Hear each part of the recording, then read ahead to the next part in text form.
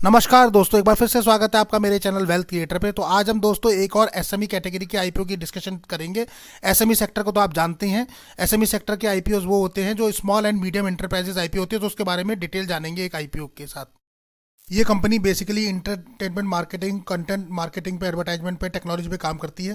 Company का नाम है मैक्सपोजर कंटेंट टू आरओआई। तो ये बेसिकली डाटा डेटा एनालिस्टिक का काम करती है बेसिकली। और बात करें तो उसमें वेबसाइट कंटेनिंग और डिज़ाइनिंग का, बिल्डिंग का काम करती है।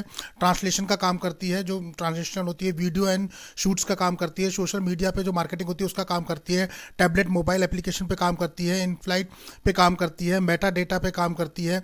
और ई कोडिंग, ट्रांसकोडिंग पे काम करती है। सबटाइटल्स पे काम करती है। एडिटिंग का काम करती है। और आप देखेंगे तो प्रोडक्शन का काम करती है। मीडिया प्लानिंग का काम करती है। मीडिया बाइंग का काम करती है। कंटेंट प्लानिंग एंड स्ट्रेटजी का पे काम करती है। वर्चुअल रियलिटी पे काम करती है। मोनेटाइजेशन पे काम करती है।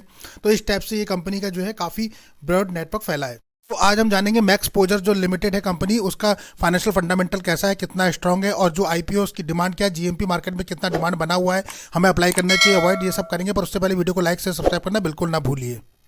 दोस्तों इस वीडियो में डिस्कस करेंगे मैक्सपोजर एसएमई आईपीओ के बारे में, जो कि एसएमई कैटेगरी का आईपीओ है। और बेसिकली ये कंपनी जो है स्टेबल हुई थी 17 अगस्त 2006 से चल रही है। Maxposure limited is a company that provided personally media and entertainment services provide कराती है अक्रॉस वेरियस प्लेटफॉर्म पे। अगर करेंगे स्पेशलाइजेशन इसका है वो इन्फ्लेटिव इंटरटेनमेंट पे है, कंटेंट मेकिंग करती है, टेक्नोलॉजी पे काम करती है और एडवर्टाइजमेंट पे काम करती है। तो बेसिकली जो स्पेशलाइजेशन है उसका वो इसी फील्ड में है। वहीं बात करें तो मुंबई बेस है इसका, जो कंपनी का ऑफिस है वो मुंबई में है। Range of the services including customer editing, जो कस्टम एडिटिंग है उसका काम करती है। मीडिया क्रिएशन का काम करती है। डुप्लीकेशन, ऑडियो इन्हेंस करना का काम करती है। ई कोडिंग का काम करती है। वहीं बात करें तो मैक्सपोजर लिमिटेड से leading in the new age media और एंटरटेनमेंट इंडस्ट्री में है, with special focus on the aviation market. Aviation में काम करती है। मैक्सपोजर ऑफर 360 डिग्री सर्विसेज देती है across multiple distribution platform with the commitment quality and technology innovation के रूप में। वहीं बात करें तो working with government and private client है इसके दोनों ही, both in India and across the world, यानी इंडिया में और वर्ल्ड में भी इसके गवर्नमेंट और सेमी गवर्नमेंट दोनों है। Maxposure limited has been associated with the aviation and the travel industry के साथ करती है। इंडिगो, एयर इंडिया, गल्फ एयर और एयरबा और Indian Madhya Pradesh government tourism board, ministry of external affair और Oberoi hotels and resort, the Tata group, Taj hotel, बहुत सारे नाम इसके साथ शामिल है। तो आप देखेंगे काफ़ी बड़े बड़े नाम इसके शामिल है, जैसे कि आपको दिख रहा होगा इनक्रेडिबल ऑफ इंडिया है, Madhya Pradesh tourism board of है, मिनिस्ट्री ऑफ एक्सटर्नल अफेयर है, ओबराय होटल्स और रिसोर्ट है, और ताज ग्रुप ऑफ होटल्स के नाम भी इसके क्लाइंट बेस में आते हैं। तो काफ़ी अच्छा इसका बेस फैला हुआ है, नेटवर्क बेस काफ़ी मजबूत है। वही हम जब दोस्तों कंपनी की वेबसाइट पे जाते हैं और ब्रॉड देखते हैं कि कंपनी और क्या क्या करती है, तो अगर हम इसके बिजनेस सेगमेंट को देखते हैं तो इंटरटेनमेंट में है, कंटेंट मार्केटिंग में है, एडवर्टाइजमेंट में है, टेक्नोलॉजी बेस पे कंपनी ड्रिवन करती है, काम करती है। वहीं अगर हम आगे बढ़ते हैं और देखते हैं इसके, और तो इसकी जो सर्विसेज है, ये सर्विसेज किस किस उसमें सेगमेंट में देती है, तो इसकी सर्विसेज देखेंगे तो ई कोडिंग में सर्विसिंग दे रही है, अगर आपको दिखाई देगा। उसके अलावा ये सब टाइटिंग में सब सर्विसेज करती है, जो सब टाइटल्स होते हैं वो। एडिटिंग में सर्विसेज करती है, जो वीडियो एडिटिंग और बाकी टाइप की एडिटिंग होती है। प्रोडक्शन में इसका काम है, प्रोडक्शन में भी ये काम करती है। वहीं अगर देखा जाए तो उसका मीडिया प्लानिंग में भी काम है, तो मीडिया प्लानिंग में भी ये एक रोल अच्छा निभाती है। मीडिया बाइंग में अगर आप देखेंगे तो वहाँ भी आपको देखने को मिलेगा। कंटेंट प्लानिंग एंड स्ट्रेटजी में भी आपको देखने को मिलेगा। वर्चुअल रियलिटी में भी आपको देखने को मिलेगा। मोनेटाइजेशन में भी काम करती है कंपनी। डेटा और एनालिसिस पे भी काम करती है ये कंपनी। तो इस टाइप से आपको काफ़ी देखेगा। वेबसाइट कंटेंट और डिजाइनिंग और बिल्डिंग का भी काम करती है ये। ट्रांसलेशन का भी काम करती है, जो ट्रांसलेशन होते हैं बनाना। वीडियो और शूट्स का भी काम करती है ये, आपको देखने को मिलेगा। सोशल मीडिया मार्केटिंग में भी काम करती है ये। टैबलेट मोबाइल एप्लीकेशंस पे भी ये काम करती है, तो काफ़ी मोबाइल एप्लीकेशन भी है। और कंटेंट क्रिएशन का भी इसका काम है, अपना कंटेंट जो होता है वो बनाना होता है। और मेटा डेटा पे भी ये काम करती है। तो इस टाइप से काफ़ी ब्रॉड नेटवर्क फैला हुआ है। कंपनी की सर्विसेज जो है वो काफ़ी सेगमेंट में है। तो अगर हम बात करेंगे तो कंपनी 360 डिग्री सर्विसेज प्रोवाइड कराती है, डिस्ट्रीब्यूशन चैनल के थ्रू प्रोवाइड कराती है, जहां की आप देखेंगे ब्रॉड नेटवर्क के थ्रू करती है। मीडिया एडिटिंग है इसका, और काफ़ी कुछ है देखने को मिलेगा, जैसा कि आप देख रहे हैं स्क्रीन पे इस टाइप से। तो 360 डिग्री प्रोवाइड कराती है। डिस्ट्रीब्यूशन चैनल्स भी इसके अपने बने हुए हैं अलग। तो इस टाइप से जो है कंपनी पूरा अपना होलसेल रखती है। तो काफ़ी अच्छा है कंपनी का स्कोप। अगर हम देखेंगे कंपनी का बिजनेस बिजनेस जो है वो काफ़ी यूनिक हमें देखने को मिलता है फर्स्ट इंप्रेशन में। वहीं अगर कंपनी के ब्रांड की बात करें, यहाँ इसके ब्रांड्स है, सिटी स्पेस है, इनविजिबल है, ब्लू बर्ड है, एरो हब है और एविएशन OOH है। तो काफ़ी ब्रांड बेस की, अगर क्लाइंट बेस की बात करें तो ICICI पोटेंशियल है, और आपका दिखाई देगा स्पाइस जेट है, निशांत है, उत्तराखंड टूरिज्म है इसका, एयर एशिया है इसका, लोधा बिल्डर्स है इसके साथ देखेंगे, एक्सिस बैंक है, ऑडी है इसके साथ, अशोका लीलैंड है, एयर इंडिया है, यस बैंक है। काफ़ी बड़े बड़े दिग्गज नेम आपको दिखाई देंगे इसके साथ। इंडियन रेलवे का भी है, हिंदुस्तान यूनिलीवर है, तो काफ़ी अच्छा है। वहीं दोस्तों कंपनी की वाइड सेल्स नेटवर्क है कंपनी का, अगर देखें तो अक्रॉस इंडिया को छोड़ के बाहर की कंट्रीज में भी है। तो अगर इंडिया में देखें तो उनके ऑफिस दिल्ली, मुंबई, बेंगलोर और कोलकाता में आपको देखने को मिलेंगे। सक्सेसफुली लॉन्च जो है इन्होंने प्रोजेक्ट अपने आउटसाइड ऑफ इंडिया भी कर रखे हैं, जहां आपको देखने को मिलेंगे मिडिल ईस्ट में। तो मिडिल ईस्ट में अगर इनके प्रोजेक्ट आपको देखने को मिलेंगे तो गल्फ एयर के साथ है, जहाँ किंगडम ऑफ बहरीन है। वहीं एयरबा करके है जो शारजा में है, UAE में। वहीं आपको तीसरा इनके साथ देखिएगा कुवैत में है, जो एयरवेज के साथ है। तो काफ़ी अच्छे बड़े हैं। ड्यूरिंग द 3 मंथ के अगर पीरियड को देखें, लास्ट सितंबर 2023 की रिपोर्ट, फाइनेंशियल रिपोर्ट के अकॉर्डिंग, तो 21, 22, 23 3 साल का अगर देखें रेवेन्यू ब्रेकअप, तो 1726 लाख है, 2835 लाख है और 2815 लाख के लगभग इनने जनरेट किया है, और 1940 लाख है लगभग। और ये सारा का सारा जो है वो डोमेस्टिक ऑपरेशन के थ्रू आया है कंपनी के पास। वहीं अगर हम बात करें बाहर से इंटरनेशनली कितना रेवेन्यू अर्न किया है, तो आप देखेंगे तो 290 लाख के लगभग, और 343 लाख के लगभग, और 452 लाख और 75 लाख के लगभग जो है वो इंटरनेशनली ऑपरेशन से किया है। अभी देखिए तो करंटली कंपनी के पास 81 एम्प्लॉइज हैं, पेरोल एम्प्लॉइज, जो कि 31 अक्टूबर 2023 तक के रिकॉर्ड के अकॉर्डिंग है। अब बात कर लेते हैं कि IPO का बुक साइज क्या होने वाला है। तो दोस्तों जो IPO का बुक साइज होने वाला है वो करीबन होने वाला है 20 करोड़ के लगभग।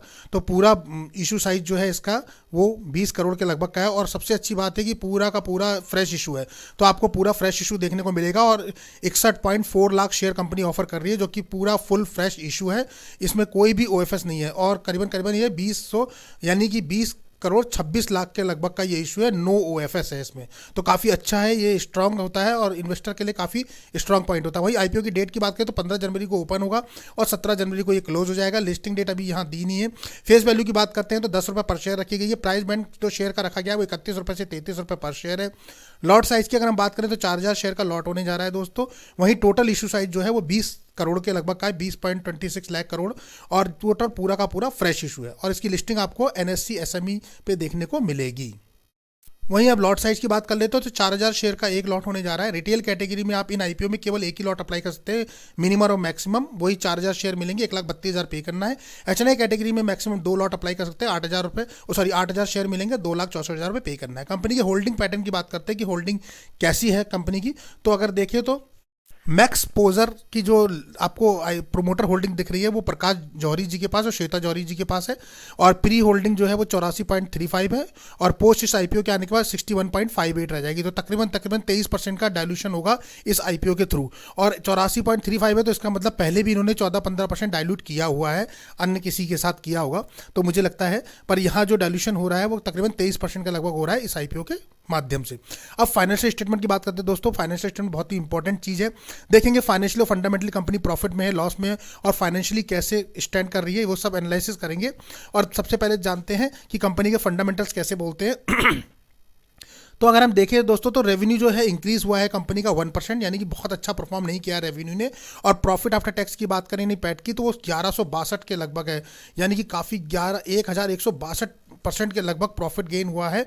ये 22-23 2 साल का डेटा बता रहा है, जहां रेवेन्यू सिर्फ 1% इंक्रीज हुआ है और प्रॉफिट आफ्टर टैक्स में कंपनी ने 1162% के लगभग का ग्रोथ लिया है। तो काफ़ी अचंभित करने वाला है कि प्रॉफिट आफ्टर टैक्स काफ़ी अच्छा पर रेवेन्यू में कोई ग्रोथ नहीं है। ये 22-23 का है। अब डिटेल से डिस्कशन करते हैं 21-22-23 फाइनेंशियल ईयर का, और एक क्वार्टर भी लेते हैं 30 सितंबर तक का। यहाँ सबसे पहले 30 सितंबर तक के क्वार्टर में देखते हैं तो करीबन ये सारे के फिगर्स जो है वो लाख में है दोस्तों, तो हम करोड़ में कन्वर्ट कर देते हैं। तो तकरीबन जो है 53 करोड़ के लगभग के कंपनी पे एसेट है इस समय, और 20 करोड़ के लगभग रेवेन्यू जनरेशन किया है। वहीं 3 करोड़ के लगभग का कंपनी पे profit after tax 3 crore 70 lakh, और वहीं 34 करोड़ के लगभग नेटवर्थ है। कंपनी के रिजर्व करीबन 31 करोड़ के लगभग है, और 4 करोड़ 62 लाख के लगभग टोटल बोरिंग है। वहीं आप एसेट की बात करें कंपनी पे तो 40 करोड़ के लगभग 21 में थे, 44 करोड़ 22 में हो गए, और 48 करोड़ के लगभग 23 में हो गए, और आज 53 करोड़। तो एसेट में एक्सीलेंट परफॉर्मेंस कंपनी ने दिया है। रेवेन्यू पीस की बात करते हैं कंपनी के, तो यहाँ आपको जो है 22 करोड़ दिखेगा 21 में, 33 करोड़ बढ़ के हो गया 22 में, और 33 ही करोड़ के लगभग 23 में रहा। तो 21 से 22 में कंपनी ने एसेट में काफ़ी अच्छी ग्रोथ दिखाई है, लेकिन 22 से 23 में कोई ज़्यादा ग्रोथ नहीं दिखी है। तो यहाँ थोड़ा सा एक कंसर्न पॉइंट आ जाता है कि जहाँ पिछले 1 साल से रेवेन्यू पीस पे कोई ग्रोथ नज़र नहीं आ रही है कंपनी की। वहीं बात कर लेते हैं प्रॉफिट आफ्टर टैक्स की, तो वहाँ कमाल कंपनी ने दिखाया। आप देखिए जो कंपनी का दिख रहा है, पहले साल 36 लाख का प्रॉफिट था, दूसरे साल 34,96,000 का प्रॉफिट हुआ, और थर्ड ईयर में जाके देख रहे हैं तो 4 करोड़ के लगभग का प्रॉफिट है, 4 करोड़ 41 लाख। यानी 21 में केवल 36 लाख से आज 23 में जो है 4 करोड़ के लगभग का प्रॉफिट कंपनी ने कर दिया है। तो काफ़ी अच्छा ग्रोथ दिखाया है, इसे एक्सेलेंट कैटेगरी का ग्रोथ कह सकते हैं। यानी 1100 टाइम के लगभग कंपनी ने प्रॉफिट आफ्टर टैक्स में ग्रोथ करी है। वहीं नेटवर्थ की अगर हम बात करते हैं तो तकरीबन तकरीबन 2 करोड़ के लगभग का, सॉरी 26 करोड़ के लगभग का नेटवर्थ था 21 में, 22 में बढ़ के 26,66 रहा, और 23 में बढ़ के 31 करोड़ के लगभग हो गया, और अभी 34 करोड़ है। तो नेटवर्थ में भी कंपनी ने काफ़ी अच्छा परफॉर्मेंस दिया है, पर 20 से 21 में एवरेज परफॉर्मेंस रहा है, बहुत अच्छा नहीं रहा इन 2 सालों में। रिजर्व सरप्लस कंपनी ने काफ़ी अच्छे रखे हैं, 22 करोड़ के लगभग के थे 21 में, 22 में बढ़ के हो गए 23 करोड़, और 23 में बढ़ के हो गए 27 करोड़। आज की डेट में 31 करोड़ का रिजर्व कंपनी पे है, रिजर्व सरप्लस। तो काफ़ी अच्छा एक्सीलेंट इंडिकेशन है ये, और काफ़ी स्ट्रांग दिखा रहा है कंपनी को। बोरिंग्स की बात करें डेप्थ की, तो कंपनी के पास 4 करोड़ का डेप्थ था 21 में, 22 में हो गया घट के करीबन 2 करोड़ का, और उसके बाद हो गया अभी बढ़ के फिर से 3 करोड़ के लगभग का, 3 करोड़ 33 लाख, और आज की डेट में 4 करोड़ 62 लाख के लगभग डेप्थ है। तो डेप्थ थोड़ा सा डेप्थ जा रहा है, पहले बढ़ा फिर घटा फिर बढ़ा फिर अभी और बढ़ गया है, पर यहाँ डेप्थ का बहुत ज़्यादा कंसर्न हमें देखने को नहीं मिलेगा, क्योंकि कंपनी के पास जो है रिजर्व और सरप्लस डेप्थ से कई गुना ज़्यादा रखे हुए हैं। तो दोस्तों अगर बात करें तो कंपनी काफ़ी कैश रिच है, यानी रिजर्व कंपनी के पास 31 करोड़ है, और उसके एवरेज में कंपनी पे सिर्फ 4 करोड़ का ही कर्जा है। तो यहाँ आपको दिखाई दे रहा होगा कि कंपनी पे 31 करोड़ के रिजर्व के एवज में 4 करोड़ का ही सिर्फ कर्जा है। तो काफ़ी कैश रिच कंपनी कह सकते हैं, यानी कंपनी के पास इतना कैश है कि वो कभी भी अपने कर्जे को खत्म कर सकती है। तो ये काफ़ी अच्छी बात होती है, और ये बहुत ही स्ट्रॉन्ग पॉइंट होता है, यानी कि करीबन करीबन अपने कर्जे से 8 गुना 8 टाइम जो है कंपनी कैश रिच है इस समय। तो ये काफ़ी अच्छा स्ट्रॉन्ग पॉइंट होता है इन्वेस्टर के लिए। बहुत ही कम कंपनी ऐसी देखने को मिलती है जो कैश रिच होती है, उसमें से ये एक है। बोरिंग्स पे कंपनी कभी भी कंट्रोल कर सकती है, तो वहाँ बोरिंग पे थोड़ा सा कंपनी को कंट्रोल करना पड़ेगा, बट बोरिंग जो है वो कंसर्न होता है जब जिगजैग परफॉर्मेंस में चलता है। डाउन ट्रेंड में बोरिंग हमेशा अच्छा रहता है, तो ये थोड़ा सा एक कंसर्न है, लेकिन मुझे लगता है कंपनी के लिए ये मैटर नहीं करता, बिकॉज रिजर्व और सरप्लस कंपनी पे इतने ज़्यादा है कि वो बोरिंग को कभी भी खत्म कर सकती है। तो मुझे लगता है कि ये धीरे धीरे जो है ट्रेंड बदल जाएगा, और बोरिंग भी रिड्यूस हो जाएगी, और आईपीओ के माध्यम से कंपनी अपना बोरिंग को भी खत्म कर देगी जल्दी। बाकी अदर देन फाइनेंशियल अगर देखिए तो काफ़ी स्ट्रांग है कंपनी, एसेट में काफ़ी स्ट्रांग है कंपनी, प्रॉफिट आफ्टर टैक्स में काफ़ी स्ट्रांग है, नेटवर्थ में और रिजर्व सरप्लस में काफ़ी स्ट्रांग है। वहीं की परफॉर्मेंस इंडिकेटर की बात करें तो मार्केट कैपिटलाइजेशन जो इसका हो रहा है वो 75 करोड़ के लगभग का हो रहा है। वहीं अगर आप देखेंगे तो ये माइक्रो कैप सेगमेंट की कंपनी कह सकते हैं आप। आरओई और आरओसी की अगर आप बात करें, रिटर्न ऑफ इक्विटी और रिटर्न ऑफ कैपिटल एम्प्लॉयड की, तो काफ़ी अच्छा है, मतलब 14.35 और 19% के लगभग है, यानी 15 से ऊपर एक्सीलेंट मानते हैं, तो 14-15 काफ़ी अच्छा है। डेप्ट टू इक्विटी देखिए 0.03 है, एक्सीलेंट है, क्योंकि 1 से नीचे बहुत अच्छी मानी जाती है, और यहाँ तो देखिए 0.03 है। आरओएनडब्ल्यू की रिटर्न ऑफ नेटवर्थ की बात करें तो 14% है, काफ़ी अच्छा है, गुड कैटेगरी में कह सकते हैं हम इसे। वहीं आईपीओ की ईपीएस की बात करें तो प्री आईपीओ जो है 2.66 है, और पोस्ट आईपीओ 3.26 हो जाएगा, और पी रेशियो 12 से घट के 10 हो जाएगा। तो जो है ईपीएस इंक्रीज हो रहा है आईपीओ के बाद, और पी रेशियो जो है वो घट के डिक्रीज हो जाएगा। तो ये भी एक अच्छा सेगमेंट से थोड़ा सा दिखाई दे रहा है। बाकी फंडामेंटली कंपनी काफ़ी स्ट्रांग है दोस्तों। अगर फंडामेंटली देखें तो आरओसी देखें काफ़ी अच्छा है, आरओई देखें तो काफ़ी अच्छा है, डेप्ट टू इक्विटी काफ़ी अच्छा है, आरओएनडब्ल्यू काफ़ी अच्छा है कंपनी का, तो स्ट्रांग फिलर दे रही है कंपनी। बाकी डेप्ट जो है वो रिड्यूस अपना कंपनी कर ही देगी। ऑब्जेक्टिव ऑफ इशू की बात करें तो objective of issue funding expenses चाहिए कंपनी को, including towards various certification company को अपने करने हैं। उसके लिए कंपनी को चाहिए जैसे EASA सर्टिफिकेट है, FFA सर्टिफिकेट है, एरो हब सर्टिफिकेट है, ये सब सर्टिफिकेशन के लिए उसे फंड चाहिए। फंडिंग वर्किंग कैपिटल रिक्वायरमेंट है कंपनी को, manufacturing propose product and the working capital requirement for the company for ordinary courses of business. तो ऑर्डिनरी कोर्स और बिजनेस को चलाने के लिए और प्रोडक्ट के लिए इसको फंड की जरूरत है। तीसरी अगर हम बात करें तो कंपनी को प्रीपेमेंट और रीपेमेंट भी करना है अपना बोरिंग्स का। तो प्रीपेमेंट और repayment for all the certain outstanding borrowing available by the company. तो कंपनी जो भी बोरिंग्स लिया उसको भी कर रही है, तो काफ़ी अच्छा इनिशिएटिव है ये कि हाँ बोरिंग पे भी कंपनी काम कर रही है, अपनी ग्रोथ पे प्रोडक्ट और उसके लिए भी फंड ले रही है। और लास्ट है जनरल कॉर्पोरेट पर्पस, तो उसके लिए कंपनी ने ये रेस किया है। दोस्तों बात कर लेते हैं सबसे इंपॉर्टेंट पॉइंट, इंपॉर्टेंट डेट्स की, वो क्या होने वाली। तो डेट्स एक बार फिर से नोट कर लीजिए। तो मैक्स पोजर का जो आईपीओ है वो 15 तारीख को आपको देखने को मिलेगा, 15 जनवरी 2024 में देखने को मिलेगा। 17 जनवरी तक ये आपके लिए अवेलेबल रहेगा, 3 दिन, 15, 16, 17 3 दिन। बेसिस ऑफ अलॉटमेंट आपको देखने को मिलेंगे 18 जनवरी को। अगर आपका नहीं आता है तो इनिशिएट ऑफ रिफंड आपको 18 जनवरी या 19 जनवरी तक मिल जाएंगे, उसमें 1-2 दिन ऊपर नीचे लग सकता है। क्रेडिट आपके जो शेयर है वो डीमेट अकाउंट में हो जाएंगे 19 जनवरी यानी फ्राइडे तक, और लिस्टिंग आपको देखने को मिलेगी मंडे को 22 जनवरी को। तो 22 जनवरी के दिन आपको लिस्टिंग देखने को मिलेगी। तो कट ऑफ टाइम जो उसका अप्लाई करने का यूपीआई के थ्रू वो 5 बजे शाम को 17 जनवरी से पहले अप्लाई करना होगा। दोस्तों एसएमई कैटेगरी के आईपीओ थोड़े से रिस्की कैटेगरी होते हैं, तो इनको यहाँ कोई भी आपको रिकमेंडेशन नहीं दे रहा है, बाई और सेल का कोई रिकमेंडेशन नहीं है। अब बात कर लेते हैं ग्रे मार्केट प्रीमियम की कि ग्रे मार्केट में क्या डिमांड बनी है। तो काफ़ी अच्छी डिमांड दिखाई दे रही है दोस्तों, बम्पर डिमांड निकाल के दी है इस आईपीओ ने। मतलब आप देखेंगे 100% से ऊपर की डिमांड चल रही है आज की डेट में। तो इस आईपीओ का अगर हम देखेंगे मैक्स ऊपर, तो ये करीबन करीबन 33 रुपये का प्राइस बैंड रखा गया है इसका। और जीएमपी की बात करें तो 36 रुपये जीएमपी है दोस्तों। 109%, 110% के लगभग का जीएमपी आज की डेट में चल रहा है। पर दोस्तों ये फिक्स नहीं होता, तो जीएमपी मार्केट अप डाउन करता रहता है। 5 रेटिंग की बात करें तो 5/5 है। 20 करोड़ का ये आईपीओ है। 15 तारीख को ओपन होगा, 17 तारीख को क्लोज होगा, 18 तारीख को अलॉटमेंट आएगा और 22 तारीख को आपको लिस्टिंग देखने को मिलेगी। अगर लिस्टिंग गेन की बात करें दोस्तों, तो लिस्टिंग गेन काफ़ी अच्छा मिल रहा है। अगर बात करें पर लॉट पे कितना हमें प्रॉफिट हो रहा है, तो तकरीबन आपके इन्वेस्टमेंट अमाउंट को हटाने के बाद 1,44,000 रुपये पर लॉट पे बन रहा है आपका। यानी आप समझ सकते हैं, अगर हम लॉट देखें तो 4,000 शेयर का एक लॉट है और 36 रुपये चल रहा है। तो 4,000 इंटू 36 अगर आप करते हैं तो 1,44,000 रुपये आपको मिलते हैं। जबकि आपका लगना कितना है, सिर्फ 1,35,000। तो 1,35,000 लगाने के बाद आपको 1,44,000 एक्स्ट्रा मिल रहे हैं। 1,35,000 तो वापस आएगा, साथ में 1,44,000 भी। तो काफ़ी अच्छा डिमांड बना हुआ है दोस्तों। और अभी तो ये आया नहीं है, अभी तो 15 तारीख को ओपन होगा, उससे पहले ही काफ़ी अच्छी डिमांड है। 109-110% पे दे रहा है। तो मुझे लगता है कि सुपर लिस्टिंग गेन ये देगा। काफ़ी अच्छी डिमांड बनी हुई है, सुपर लिस्टिंग गेन देगा ये। और अभी भी ये करीबन 110% से अबव का डिमांड पे चल रहा है। तो बहुत ज़्यादा इसकी डिमांड बनी हुई है। कंपनी भी काफ़ी अच्छी है, यूनिक है अपने सेक्टर की कंपनी, और फ्यूचर भी इसका काफ़ी ब्राइट है। बट यहाँ रिस्क बहुत रहता है। ऑलवेज मैं आपको बोलता हूँ कि एसएमई आईपीओ में जो एसएमई कैटेगरीज होती है, उन आईपीओ में रिस्क बहुत ज़्यादा रहता है दोस्तों। इसलिए बहुत सारे लोग डरते हैं और एसएमई आईपीओ को अवॉइड ही करते हैं। तो अगर आप रिस्क लेना चाहते हैं तो आप कर सकते हैं, पर यहाँ आपको कोई भी बाई और सेल का रिकमेंडेशन नहीं दिया जा रहा है। आपको अपना रिस्क और अपना एनालिसिस करना है। ये वीडियो सिर्फ नॉलेज पर्पज से बनाया गया है, ताकि आपको पता लगे कि मार्केट में इस शेयर का क्या, इसका क्या चल रहा है वैल्यूएशन, और कंपनी कहाँ स्टैंड कर रही है। सिर्फ इसलिए है, कोई भी बाई सेल का रिकमेंडेशन नहीं है।